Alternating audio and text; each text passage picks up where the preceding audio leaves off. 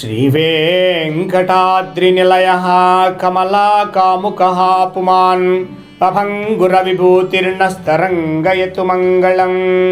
ప్రేక్షకులందరికీ భవిష్యవాణి కార్యక్రమానికి స్వాగతం. ఈరోజు చైత్రమాసం చివరి రోజు అమావాస్య, శ్రీ క్రోధినామ సంవత్సరం, మే నెల 8వ తేదీ 2024 బుధవారం. ఈరోజు నక్షత్రం భరణి ఉన్నది. ఈరోజు బుధవారం కావున మేషము నుండి మీనం వరకు 12 రాశుల వారి మీద బుధగ్రహం యొక్క ప్రభావం ఉంటుంది. ఈ బుధుడు అనేటువంటి వాడు బుద్ధి కారణమైన వాడు. జ్యోతిష్య, న్యాయ, మీమాంస, తర్కాది శాస్త్రాలలో ప్రావీణ్యత సంపాదించడానికి సహకరించేవాడే ఈ బుధుడు. ఈ బుధుడు అనుకూల ఫలితాలను కలిగించాలి అంటే నిద్ర లేవగానే మొక్కకు నీరు పోసేటువంటి వారికి బుధగ్రహం యొక్క ప్రభావం అనుకూల ఫలితాలను కలిగిస్తుంది. ఈ బుధుడు అనుకూల ఫలితాలను కలిగిస్తే మనం తెలివితేటలను మంచిగా పొందగలుగుతాం, మంచి జ్ఞానాన్ని సముపార్జన చేసుకోగలుగుతాం. గణితంలో మంచి మేధస్సు రావాలన్నా బుధుడే కారణమైన వాడు. మరి ఒక చెట్టు 10 మంది మానవులతో సమానం అంటాం. ఒక చెట్టుకు నీరు పోసినట్లయితే 10 మందికి కావలసినటువంటి ప్రాణవాయువుని ఇచ్చి తీరుతుంది. 10 మంది తాగేటువంటి నీటిని దాని యొక్క వేర్లలో నిల్వ చేసి పెడుతుంది. కాబట్టి బుధుడు అనుకూల ఫలితాలను కలిగించాలి అంటే మొక్కల్ని పెంచుకోవాలి, మొక్కకు నీరు పోయాలి. మనం సంస్కృతంలో 10 మందితో సమానంగా చెప్తారు. దశకోప సమావాపి, దశవాపి సమోహృద, దశహరద సమోపుత్ర, దశపుత్ర సమోద్రుమ. 10 చిన్న బావులైతే ఒక పెద్ద బావు అవుతాయి. 10 పెద్ద బావులైతే ఒక దిగుడు బావుతో సమానం. 10 దిగుడు బావులైతే ఒక సరస్సుతో సమానం. మరి 10 సరస్సులు అయితే ఒక కుమారుడితో సమానం. 10 మంది కుమారులు ఒక వృక్షంతో సమానం. కాబట్టి కుమారుల కన్నా, సరస్సుల కన్నా, బావుల కన్నా, బావులు తవ్వించడానికన్నా, మరి వీటన్నిటికంటే కూడాను మనకు ఒక చెట్టు చాలా ప్రధానమని చెప్తారు. అంటే ఈ చెట్టులో ఉన్నాడు బుధగ్రహం యొక్క ప్రభావం. కాబట్టి బుధుడు అనుకూల ఫలితాలను ఇవ్వాలంటే మనం రోజు లేవగానే ముందు వృక్షాన్ని దర్శించుకోవాలి. వనదేవత, వృక్షదేవత నమో నమః. నీ వల్లనే కదా వానలు పడుతున్నాయి, నీ వల్లనే కదా మేము ఆరోగ్యంగా ఉంటున్నాము, నీ వల్లనే కదా గాలి పీల్చుకుంటున్నాము అని ఆ వృక్షానికి నమస్కరిస్తూ నీరు పోయాలి అని చెబుతుంది ఈ యొక్క జ్యోతిష శాస్త్రం. అంటే బుధగ్రహం ప్రభావం అనేది వృక్షం యొక్క సేవ వలన కలుగుతుంది.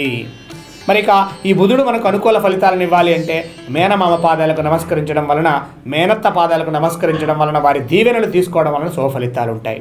మరి ఇక ఈనాటి రాశి ఫలితాలలో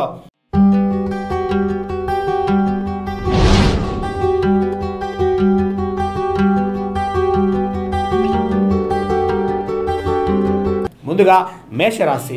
మేషరాశి వారికి ఈరోజు కొన్ని కష్టాలుంటాయి, నష్టాలుంటాయి, ఆర్థికంగా నిలబడలేకపోతారు. తదుపరి వృషభ రాశి. వృషభ రాశి వారికి ఈరోజు విరోధాలు, కోపాలు, సమస్యలు ఉంటాయి. తదుపరి మిథున రాశి. మిథున రాశి వారికి ఈరోజు అలసత్వం అనేది ఏర్పడుతుంది, సోమరితనం ఏర్పడుతుంది. కాబట్టి దాన్ని దూరంగా ఉండండి, భగవన్నామస్మరణ చేయండి, విష్ణు సహస్రనామాలు పఠించండి. అనుకున్న ఫలితాలు మీరు పూర్తి చేయగలుగుతారు. తదుపరి కర్కాటక రాశి. కర్కాటక రాశి వారు ఈరోజు అన్నింటా విజయాలను పొందుతారు. విష్ణు సహస్రనామాలను పఠించండి, మేలైన ఫలితాలు మీకు లభించుతాయి.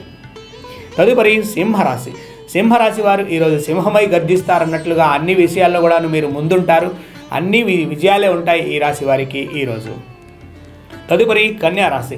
కన్యారాశి వారి బుధగ్రహం యొక్క ప్రభావం కలిగించడానికి విష్ణు సహస్రనామాలను ఈరోజు పారాయణం చేయండి. అన్నింటా విజయాలు మిమ్మల్ని వరిస్తాయి. తదుపరి తులారాశి. తులారాశి వారు ఈరోజు సువర్ణాభరణ ప్రాప్తికై చేసే ప్రయత్నం ఇది సక్సెస్ అవుతుంది.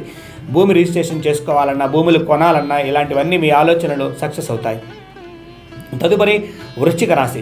వృశ్చిక రాశి వారి గతంలో ఉన్నటువంటి వ్యాపార నష్టాలన్నీ కూడా పూడ్చుకునే ప్రయత్నం చేయాలని ఆలోచన కలుగుతుంది. తదుపరి ధనురాశి. ధనురాశి వారు ఈరోజు ఒకంత అలసత్వానికి లోనైనప్పటికీ కూడా విష్ణు సహస్రనామాలు పారాయణం చేయడం వలన శుభ ఫలితాలను పొందగలుగుతారు.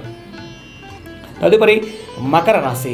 మకర రాశి వారు అనుకున్నటువంటి పనులను ఈరోజు అనుకున్న సమయానికి పూర్తి చేయగలుగుతారు. తదుపరి కుంభరాశి. కుంభరాశి వారు ఈరోజు శాంతంగా ఉండడం వలన అన్ని పనులు మీరు సానుకూలపరచుకోగలుగుతారు. తదుపరి మీనరాశి. మీనరాశి వారు ఈరోజు విష్ణు సహస్రనామాల పారాయణం చేయడం వలన అన్నింటా విజయాలను, శాంతంగా అన్ని పనులను పూర్తి చేయగలుగుతారు. అనుకున్నటువంటి పనులను అనుకున్న సమయానికి ఈరోజు మీరు టార్గెట్ రీచ్ అవుతారు. అన్నింటా విజయం మిమ్మల్ని వరిస్తుంది. శ్రీయస్కాంతాయ కళ్యాణ నిదయే నిదయేర్థినాం శ్రీ వెంకట నివాసాయ శ్రీనివాసాయ మంగళం. శుభోదయం.